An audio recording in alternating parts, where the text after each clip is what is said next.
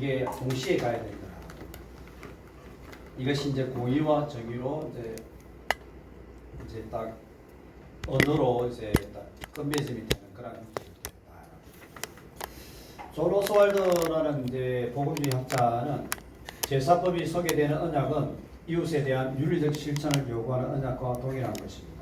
제사법과 이웃에 대한 윤리적 실천이 동일한 것이다. 하나를 취하고 다른 하나를 버리는 것은 불가능하다.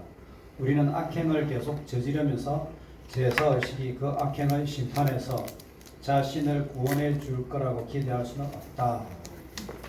그래서 이제 우리의 신앙에 있어가지고 이 두 개의 어떤 수레바퀴의 다리와 같다, 축과 같다라고 할 수 있는데, 종교적인 제의, 예배, 엄숙한 예배의 형태의 것은 이웃을 향한 윤리적 실천, 삶의 실천으로 등장하고 표현되어야 된다는 것이죠. 하나님이 원하시는 바는 옳고 정당한 행위입니다. 주님을 아는 자가 누구인지 보여주는 진정한 증거입니다. 누구든지 제사의식을 수행할 수 있습니다. 예배 드릴 수 있다는 거죠. 그러나 하나님처럼 행하는 사람은 변화된 삶으로 하나님과 교제하는 자입니다. 그래서 변화된 삶으로 하나님과 교제하는 자, 윤리 도덕적인 실천이 함께하는 자여야 한다. 그래서 이제 그 당대에 참 많은 어떤 신앙과 삶이 분리되어 있는 그 부분에 대한 많은 어떤 이야기를 해주고 있는 것이다. 그래서 이제 그 사람의 본심을 여러분 어떤 때에 알 수 있을 것 같습니까? 본심. 그 사람의 본심. 말의 표정에서. 말, 표정. 그러니까 이제 어떤 사람은 술을 먹여보면 술을 먹여보면 그 사람이 진짜 본심이 이제 논다. 어떤 사람은 운전을 같이 해보면 그 사람의 본심이 탁 튀어나온다. 또는 어떤 사람은 이제 위기 상황에 처하게 되면 이제 그렇게 난다. 그렇게 하는데, 근데 이제 심리학이나 어떤 상담학에서는 아무 이득을 얻을 것이 없는 약자나 소외된 자를 향한 태도로 보면 그 사람의 본심을 알 수 있다. 그러니까 결혼을 하기 전에 이 식당 같은 데 가서 볼 적에 웨이터나 이런 일하는 사람을 대하는 그 모습을 보면 이 사람이 일반적으로 사람을 어떻게 대하는지 그 본심이 나온다. 그래서 저도 생각해 보면 우리가 어떤 사람들을 대할 때에 뭔가 힘이 있고 권력 있는 사람들을 대할 때는 우리가 다 조심하거든요. 근데 이제 진짜 이제 그런 어떤 이해관계가 아닌 사람들을 대할 적에 우리의 어떤 태도의 모습이 나오느냐, 그게 이제 그건데, 그래서 구약 성경에서는 고아와 과부와 나그네들을 대하는 그 모습. 이스라엘 공동체 속에서 오늘날 우리 시대는 안 그렇죠, 그죠? 고아도 힘 있는 사람 많고 과부도 집 많이 가진 사람 많고 아파트 매출한 사람 많아요. 과부들 그런 분도 많고 막 그런데 나그네들도 힘 있는 사람 많고 막 그런데 이스라엘 공동체 내에서 그 고대 사회에서는 그랬다는 거죠. 고대 사회에서는 그 사람들이 어떻게 보면 도와줘야 되는 그러한 상황에 있는 사람들인데 그들을 대하는 모습이 그 사람의 진정한 본성이다. 그래서 진정한 영성은 성격은 얼굴에서 나타나고 생활은 체형에서 나타나고 진짜 좀 그럴 수 있는 것 같아요. 근데 알 수 없는 것 같아요. 어떤 사람은 물만 먹어도 살이 찌는 사람이 있습니다. 어떤 사람은 물만 먹어도 살이 찌는 사람이 있어요. 저는 물 아무리 먹어도 살 안 찌거든요. 네. 저는 진짜 살찌는 사람이 진짜 제 같은 사람 이해 안 되죠. 살 막 찌시는 분들은. 저는 이제 살 찌시는 분 어떻게 살 찌시나 그런 진짜 기분 나쁘죠. 근데 체질이 뭐야? 근데 이제 체질이 그런 것 같아요. 저희 아이들도 보면 딱 두 명인데 첫째는 딸아이인데 살이 안 쪄요. 체질이 쪄요. 그런데 둘째 아이는 살이 쪄요. 벌써 62kg. 둘째 아이는 남자예요. 그럼 되나? 원래 요즘은 165 정도 되거든요, 키가. 그런데 걔는 지금 살 안 찌려고 엄청 발등 치고 있어요. 운동하고. 그럼 키가 안 크죠. 그래서 이거 왜 그러냐 하니까 자기 살찌면 키가 안 큰다고 자기는. 살찌면 키가 안 큰다고. 아니요. 네. 살이 찐다고 음식을 안 먹게 되면 네. 살이 키가 크다가 멈춘다고요. 그래서 네. 지금 잘 먹어 놓으면 잘 먹어 놓으면. 키는 너무 크면 지금 안 되니까. 어떤 종류를 먹느냐가 중요한 것 같아요. 탄수화물을 많이 먹으면 안 됩니다. 그러면 예? 살찝니다. 탄수화물 많이 먹으면 아, 키 탄수화물. 크는 게 아니라 무조건 살로 갑니다. 탄수화물. 아 저는 진짜 밥 안 먹는데 살찌지나. 아, 저는 안 체질이야 이거는. 아 저는 진짜 밥 싫어하는데. 키가 좀 약해요. 죄송합니다. 진짜 그냥 그냥 와서 그냥 수업 맛이 없어서. 네. 아니야.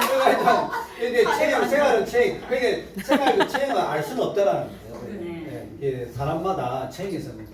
근데 본심은 행동에서 나타날 수 있다. 본심은 어머니들이 이제 자녀를 아낄 때 반찬에서 자녀들한테 밀어주는 그 본심. 그다음에 미연식은 손톱. 요즘 이제 깎고 막 이런 네일 아트 하고.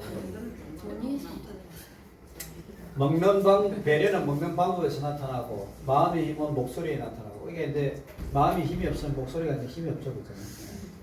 스트레스는 피부에서 나타나고 차분하지 못하면 다리에서 나타나고.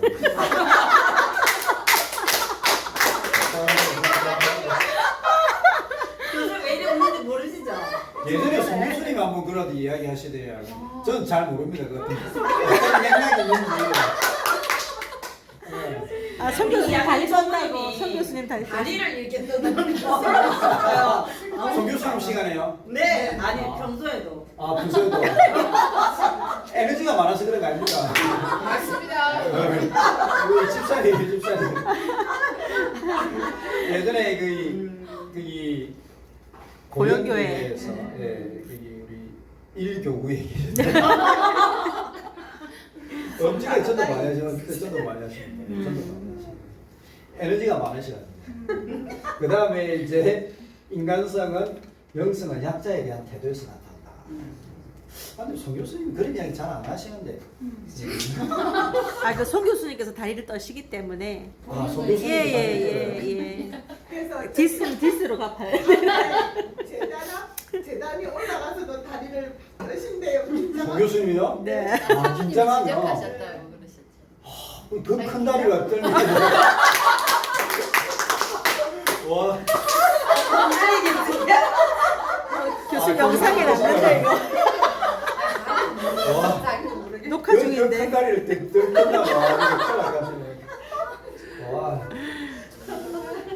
하여튼 알겠습니다. 아, 그런 생각이 있으시구나. 그러니까 그런 이야기 하실 분이 아니신데 본인이 긴장하면 뜬다고. 네네네네. 아. 그래서 이제 동병상련. 동병상련. 알겠습니다. 인간성 또 영성은 약자에 대한 태도에서 나타난다. 그래서 이제 이 모습들이 이제 있는데, 근데 이제 이런 이제 왜 이제 이걸 가져왔냐면 이 단순히 이게 이제 인간성에 대한 내용이 아니라 이거 공의와 정의에 대한 어떤 맥락들을 풀어나가는 데 있어 가지고 이사야스나 선지자들이 보면 그 공동체 내에 주변부에 있는 사람이잖아요. 주변부에 있는 사람들을 어떻게 대하느냐, 그것이 그 사람의 본심이고 영성이다. 이 주변부에 있는 사람이 누구냐면 고아와 가부와 약자와 나그네들. 근데 이제 재밌는 거는 여러분들 하나님 나라가 어떤 나라이냐, 하나님 나라가 어떤 나라냐 우리가 생각. 하나님 나라, 하나님 통치라고 이야기하지 않습니까? 하나님의 통치. 그것을 이제 이야기하면서 예수님께서 비유를 들어가지고 포도원 비유를 하지 않습니까? 포도원 비유를 아침에 가서 6시에 가서 하고 9시에 가서 12시, 3시, 5시 하지 않습니까? 근데 이제 여기에서 보면 굉장히 이제 심오한 어떤 내용들이 있는데 나중에 이제 싹스를 주는데 이 제일 끝에 온 사람들도 동일하게 다 1시간 일한 사람도 한 데나리온 주고 오늘날 보면 10만 원 주고 제일 일찍 온 사람에도 한 데나리온 주고 이게 어떤 맥락이 있느냐면 유능하고 힘 있는 사람들은 있지 않습니까? 유능하고 힘 있는 사람들은 포도원 주인들이 가가지고 보면 탁 눈에 띄는 사람을 데리고 가가지고 탁 가는 거예요. 그럼 하루 종일 일하고 먹고 사는 거예요. 근데 힘이 없고 유능하지 못하고 약한 사람일수록 이 포도원 주인의 눈에 띄지 못하고 그리고 나중에는 아무 일도 하지 못하고 자기 생계를 먹여 살려야 하는 가족에게 돌아가야 하는 그런 아버지들이 있다는 거예요.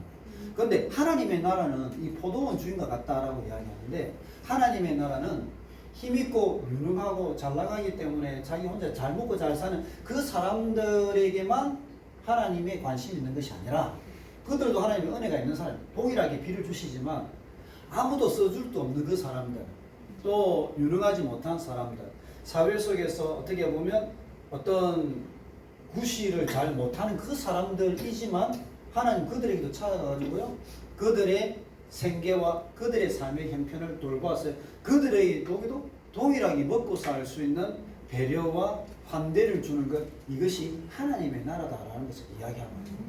그러면서 이 포도원 주인이 내가 통치하는 이 나라는 이렇게 하고 주변부에 있는 사람들을 내가 내몰라라 하는 걸 나는 원하지 않는 거예요. 그래서 알고 보면 이 포도원 비유에서 가장 손해를 본 사람이 여러분 누굽니까? 아니죠. 아, 주인. 주인이 가장 손해를 보는 거예요. 주인이. 제일 먼저 온 사람들은 그래도 자기 싹을 받은 사람이에요. 제일 이득을 얻은 사람은 제일 늦게 온 사람이에요.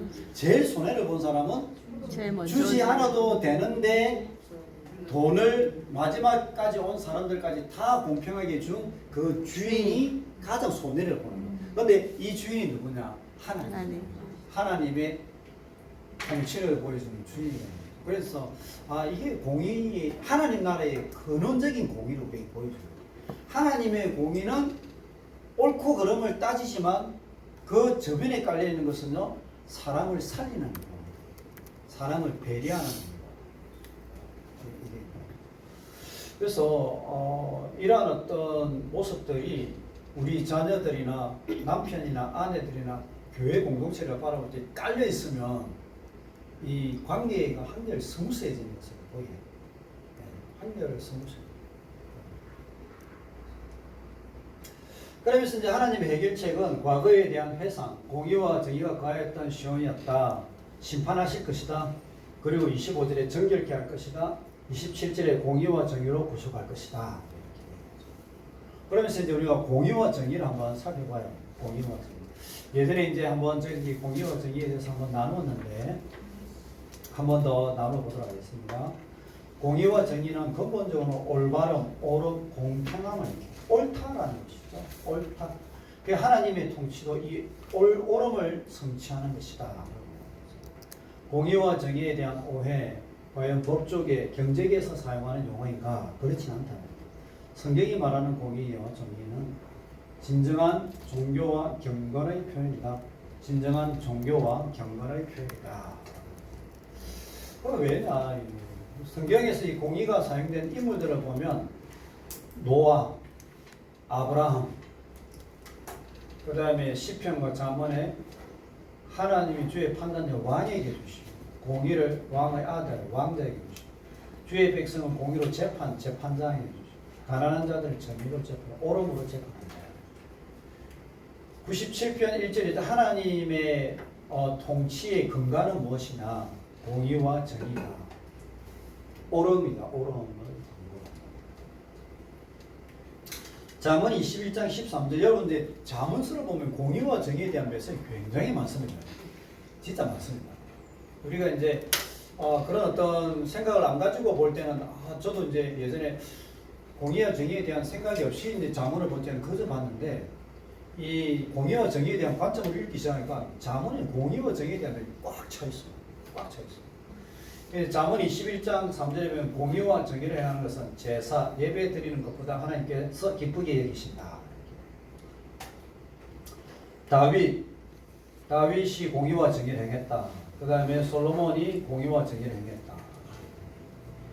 이제 선지서들의 중심 사상이 공의와 정의, 하나님 나라의 기초인 공의와 정의. 그래서 이제 공의라는 단어, ጼ데카, 선지 구약 성경에서 159번 나오는데 선지서에 81번이 됩니다. 정의가 이제 425번 나오는데 선지서에 147번 이렇게 나오십니다. 그래서 이제 공의와 정의 두 단어를 합치면 한 구약에서만 한 600번 정도 이렇게 나온다는 거죠. 600번 이상 나온다. 신학도 나온다. 한국 교회는 왜 공의와 정의를 실천하는데 중요성을 강조하지 않았는가?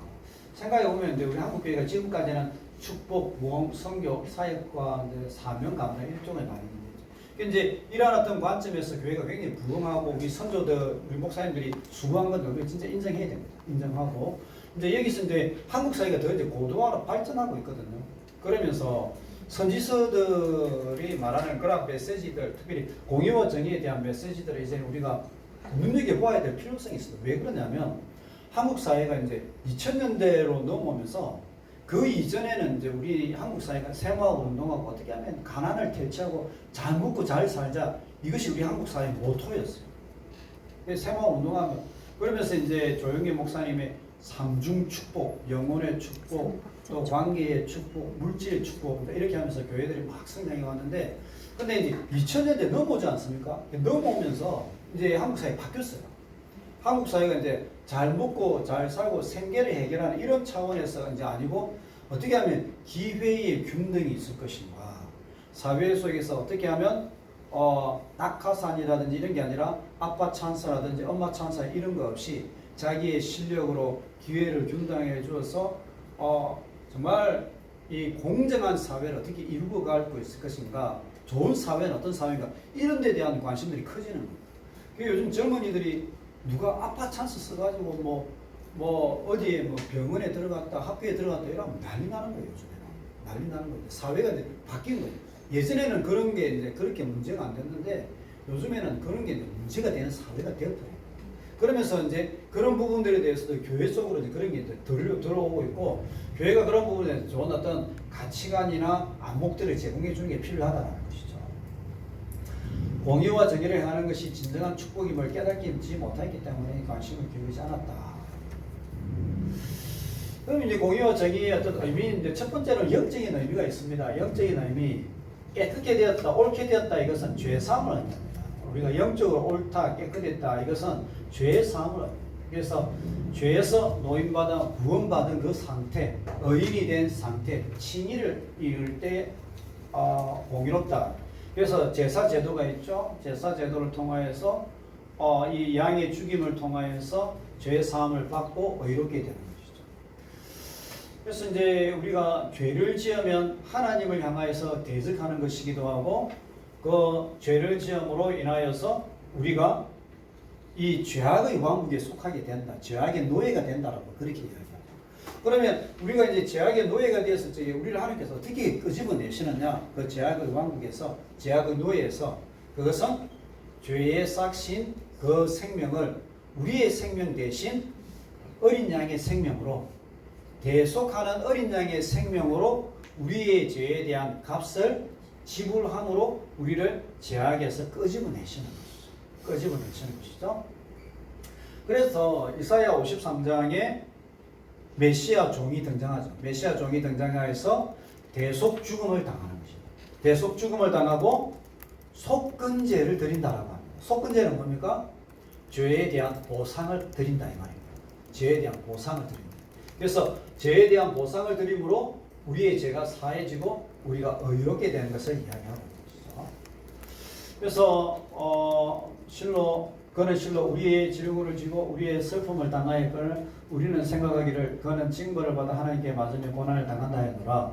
그가 찔림은 우리의 허물 때문이요 그가 상함은 우리의 죄악 때문이라. 그가 징계를 받음으로 우리는 평안을 누리고 그가 채찍에 맞음으로 우리는 나음을 받았도다. 우리는 다 양 같아서 그릇 행하여 각기 제 길로 갔거늘 여호와께서는 우리 모두의 죄악을 그에게 담당시켰다. 우리의 죄악을 어린 양에게 담당시키고 그가 죽고 그가 죄값을 지불함으로 우리의 죄는 사함받은 것이다 라고 이야기죠. 그래서 복음에는 하나님의 의가 나타나서 믿음으로 믿음에 이르게 하나니 기록된 바 오직 의인은 믿음으로 말미암아 사리라. 하나님을 믿는 믿음으로 우리가 이제 의롭게 되었다. 그리스도께서 우리의 죄를 사하심을 믿을 때에 우리가 이제 의롭게 되었다. 그렇죠? 자, 두 번째로는요, 실천적인 의미가 있습니다. 의로운 삶의 모습. 의롭다라고 하는 것은 단순히 우리가 영적인 의미에서 죄사함 받았다라는 이것만 의미하는 것이 아니라 우리의 삶 속에서 말씀을 따라서 올바른 삶을 살아가는 것을 의미하는, 올바른 삶을 살아가는 것. 그래서 의로운 삶이라고 하죠.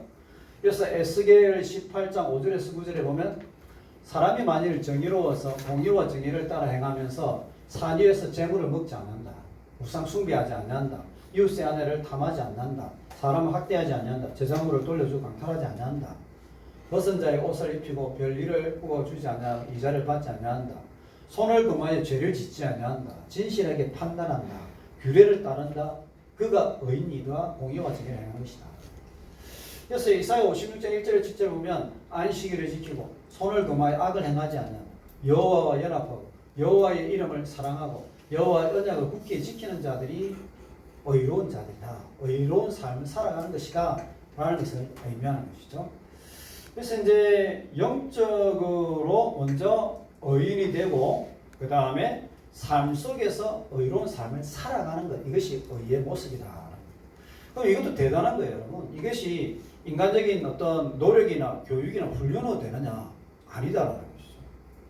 아무리 교육 많이 받고 훈련 많이 받아도 이 의로운 삶을 살지 못한 사람이 많습니다. 예전에 이제 박근혜 대통령 정부 때 미국에 한번 순방 갔지 않습니까? 순방 갔을 적에 거기 밑에 있던 윤모 보좌관이 그 인턴 그 성추행해가지고 국가적인 우사를 당한 적이 있어요. 그 사람이 뭐 훈련을 못 받아서 그랬습니까? 교육을 못 받아서 그랬습니까? 이 의롭게 되는 게 교육으로 되는 게 아니고 훈련으로 되는 게 아니고 영적으로 하나님께서 은혜를 주셔야 이게 영적으로 은혜를 주셔야 이게 되는 것이다. 그렇죠? 자, 그러면 공의란 하나님의 말씀을 순종하며 의로운 삶을 실천하는 것을 그러면 이제 조금 질문해 봐야 될 게 그러면 공의라는 것은 생활 속에 의롭게 뭐 법어시도 사는 그런 것을 의미하는 게 아닙니까? 라고 이야기할 수 있고 또 말씀 순종하는 것이다 라고 하면 되지 않습니까? 이렇게 물어볼 수 있지 않습니까? 근데 이제 그것도 맞죠. 근데 공의라는 것은 조금 더 깊은 의미가 있습니다. 왜 굳이 공의와 정의냐? 공의라는 것은 관계적인 의미다라는 것을 이야기한다는 거죠. 관계적인 의미. 그래서 어떤 관계 속에서의 기대치와 기준, 가치, 요구, 필요를 충족시키는 것이다. 그래서 이제 제가 한번 예전에 설명했던 건데요. 일방통행이면 여러분 길을 일방통행에 가면 됩니다. 일방통행 쭉 가면 되는데 이 일방통행하는 것처럼 여기 교차로가 있어요. 교차로가 있는데 여기서 일방통행하듯이 이렇게 가버리면 어떻게 되겠습니까? 그러면 사고 나는 거예요. 죽는 거예요. 사고 나는 거. 근데 이제 우리가 유심히 봐야 되는 게 우리 관계 속에서도 어떤 분들은 일방통행만 하는 분이 있어요. 상대방의 입장을 헤아릴 수 있는 그 능력이 있는 사람은 이게 한계를 스무스해야죠. 근데 이제 남편들 중에서도 일방통행만 하잖아요. 그러면 얼마나 그게 과정이 이제 힘들겠어요. 근데 이제 교회 속에서나 아니면 사회 속에서 어디에서든지 우리가 이제 이 관계 속에서 서로 기대치와 가치를 충족시킨다. 이것은 이제 남편과 아내 사이에서도 이제 이야기를 해보면 남편이 혼자 이제 결혼하기 전이었다. 그러면 자기 혼자 뭐 일을 하다가 힘든 일이 있다. 회사에 상사가 갈군다. 그럼 열받아가지고 때리치우고 혼자 뭐 유럽 배낭여행 갈 수 있겠죠. 근데 만약에 이제 결혼을 했는데 아내와 자녀들이 있는데 혼자 열받아가지고 유럽 여행 갔다 이러면 그 남편은 뭔가 좀 모자라는 거예요. 죄를 짓는 건 아닙니다. 그죠? 죄를 짓는 건 아닌데 공의로운 남편이 아닌 거예요. 이런 맥락이에요. 그래서 이 공의다 이 말은 관계 속에서 우리가 태어나면서 다양한 관계들을 형성하지 않습니까? 부부, 자녀, 또 직장, 교회 다양한 관계 속에서 그 공동체 내에 있는 기대와 가치와 그 어떤 기준을 충족시킬 수 있는 역량을 가지는 것. 그런 안목을 가지고 그걸 실천하는 그걸 공의다라고 하는 거예요. 아내도 마찬가지예요.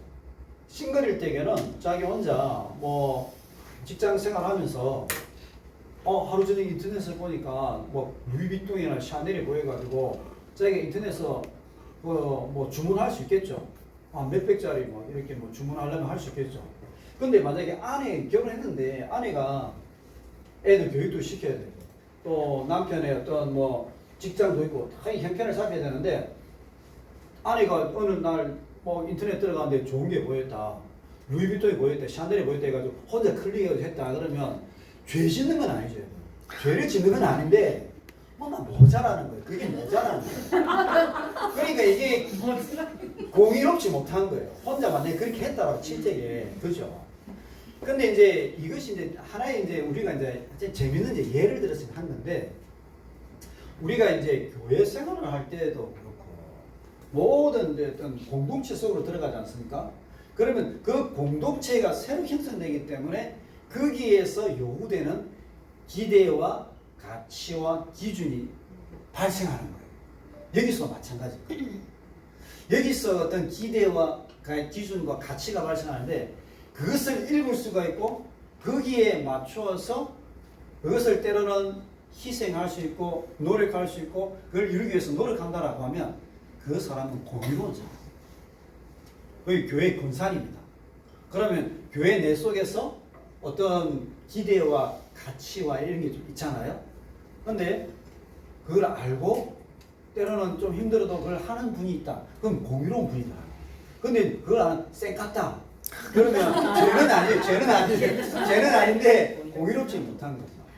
그런데 목사님도 마찬가지, 장로님도 마찬가지. 그 교회 공동체 내에서 어떤 자기 혼자 이제 가정에 있을 때랑 교회의 리더가 된 거잖아요. 그러면 교회 성도들과의 관계 속에서 새로운 기준과 기대치와 가치가 생기는데 그걸 딱 캐치하고 그걸 이루기 위해서 때로는 자기 혼자 기분이 나쁜 일이 있고 힘든 일이 있어도 그것을 다 인내하면서 그걸 이루기 위해서 나간다. 그 사람은 성숙한 사람이에요. 그게 공의인 거예요. 그래서 공의의 동격은 성경이 말하는 공의의 동격은 뭐다? 사랑과 희생과 헌신이에요. 우리는 이제 공의하면 심판, 저지먼트 이제 이렇게 할 수 있고 어떻게 보면 판단 이렇게 볼 수 있는데 성경이 말하는 공의의 정의의 어떤 동의어는 희생과 사랑과 헌신 이런. 그래서 이제 우리가 이제 장로님도 그렇고 지도자들이 그런 안목을 가지고 있으면 한결 이제 성도들을 대할 때나 이것이 스무스해지죠. 우리 하나님도 보세요. 하나님 이제 시온 백성들 잘 못했지 않습니까? 시온 백성 잘 못했을 때 그때에 시온 백성들을 심판하고 끝장을 내느냐. 그게 하나님의 공의로 끝나는 게 아니에요. 끝까지 돌아오지 않는 사람들은 하나님께서 그렇게 심판하셔요. 근데 있잖아요. 이사야 40에서 55장에 하나님의 공의는 뭐냐? 하나님의 옳음은 뭐냐? 자기의 아들 메시아를 희생시켜서 누구든지 이 메시아를 믿고 자기의 죄를 고백하는 사람은 죄 사함을 받고 구원을 받을 수 있도록 하는 게 하나님의 공의인 거예요. 하나님의 공의라는 것은 이 주의 백성들을 바벨론 포로에서 끝장을 내서 네 잘못했다. 너 이제 내 말 안 들었으니까 너 과거에 잘못했으니까는 너 인생이 끝장이야. 미래는 없어. 이게 하나님의 공의가 아니라 돌아오고 회개하기를 원하고 돌이키기를 원하는 그들을 향해서는요 새로운 길을 열어주시는 거예요. 너희의 죄가 사함받을 수 있도록 메시아를 보내서 그의 대속의 희생과 그의 눈물과 아픔을 통하여서요 우리의 고통과 아픔과 제약이 사라지게끔 해주는 것, 새로운 길을 열어주는 것, 이것이 하나님의 공의이고 하나님의 옳음이었다라는 거예요. 그래서 이제 우리도 참 생각해 보면 여러분 그런 게 있지 않습니까? 어떤 관계가 안 좋은 사람들이 있을 적에 관계가 안 좋은 사람이 있을 적에 안 보면 그만인 사람도 있어요. 안 보면 그만인 사람이 있어요. 뭐 관계가 안 좋다. 우리 성향이 너무 안 맞다. 그래서 안 보면 그만이다. 아무리 해도 안 되는 사람이 있다. 안 보면 그만인 사람이 있는데 근데 그 안 보면 그만인 사람이 저 멀리 있는 타인이 아니고 여러분 자녀라고 보자. 그 여러분 자녀라고 보자. 그게 이제 공의에 대한 질문을 던지는 거예요. 우리 자녀가 우리 아들이 우리 딸이 대든다. 저거를 그만 막 머리를 쫙 끄집어내가지고 저거를 그만 막 이렇게 하면 그게 끝장날 것 같은데 그건 공의가 아니잖아요. 왜냐 내야 쏙 시원하게 닦아 패서 좋은데 나중에 어쩔 건데. 그럼 나중에 이제 남 늙어지고 애가 이제 또 커가지고 아빠 이제 모른다 이랬군요. 그건 더 무서운 거잖아요. 그리고 애 미래를 생각할 적에 그렇게 하는 게 그게 정말 옳음이냐? 그건 아니다. 때로는 뭐 대들고 싸가지고 막 이래도 어떻게 하면 얘가 하나님 앞에서 더 미래가 있을 것인가? 어떻게 하면 얘 길을 열어줄 것인가? 그걸 고민하고 그걸 위해서 기도하고 그걸 위해서 우리가 뭔가를 좀 희생하고 헌신할 수 있는 그 모습이 공의로운 부모의 모습이에요. 그럼 하나님은 우리를 어떻게 보시느냐? 하나님은 이스라엘 백성 어떻게 보냐? 자녀로 보시는 거예요.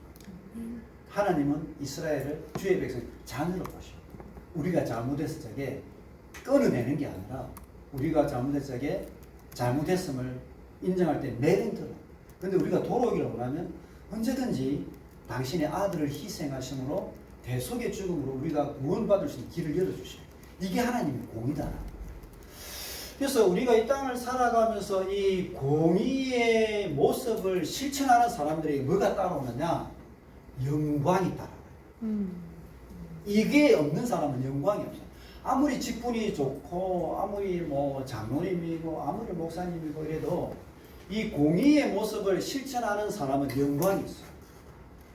왜냐하면 서로 잘 되게끔 희생할 수 있고 또 서로 섬길 수 있는 그러한 어떤 성숙의 모습이 있기 때문에. 근데 이 공의의 모습이 없지 않습니까? 그러면 영광을 상실해요. 영광이 없어요. 그래서 우리가 이제 이사야서에도 보면 1장에서 39장에는 하나님이 심판을 하셔요. 너 잘못했다. 심판을 선포하셔요. 옳음을 따지는 거예요. 윤리도덕적인 거예요. 그런데 40에서 55장에는 하나님께서 그럼에도 불구하고 그 중에 남은 자들, 회개하는 자들, 돌아오기를 원하는 그 자녀들을 위해서는요, 하나님의 공의는 메시아 종을 대신 희생시킴으로 백성들의 죄가 사함받을 수 있는 길을 열어주시는 게 하나님의 공의입니다. 이게 이사야 53장입니다. 자, 그러면 56장에서 66장으로 가면 어떻게 됩니까? 이제 하나님께서 너희들에게 구원을 내놨으니 구원의 길을 보여줬으니까 이제는 너희들이 공의와 정의를 삶 속에서 실천해라 라고 이야기합니다. 1장에서는 공의와 정의를 행하지 않게 내 죄지 없기 때문에 너가 매 맞을 거야 이렇게 했는데 이제는 구원의 길을 열어놨으니까는 56장에서 6장에는 공의와 정의를 실천해라. 성령의 기름 부으심을 줄 테니 그 능력 의지에서 삶 속에서 공의와 정의 윤리도덕적인 삶을 실천해라. 능력을 받을 것이다. 이제 이렇게 나와요. 그들이 어디를 간다? 새하늘과 새 땅을 경험할 것이다. 영광을 경험할 것이다. 그래서 이제 이사야서의 이 말하는 맥락은 전체적인 맥락이 공의와 정의의 관점에서 쫙 흘러가고 있어요. 어마어마하죠. 쫙 흘러가고 있고 이러한 어떤 메시지들이 참 잘 짜여져 있는 그런 말씀이다. 그래서 이러한 어떤 내용들을 저희들이 이제 조금만 묵상하고 우리의 삶 속에서 적용할 수 있다면 조금 더 관계가 성숙해집니다. 왜냐하면 나의 입장에서만 이게 어떤 일이나 어떤 현상을 보는 것이 아니라 상대방의 관점에서도 볼 수 있는 안목들이 생깁니다.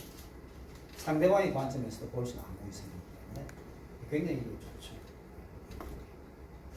예, 오늘은 여기까지 하도록 하겠습니다. 예, 감사합니다. 예, 다음 장면 말씀 잘 드렸습니다. 예, 감사합니다.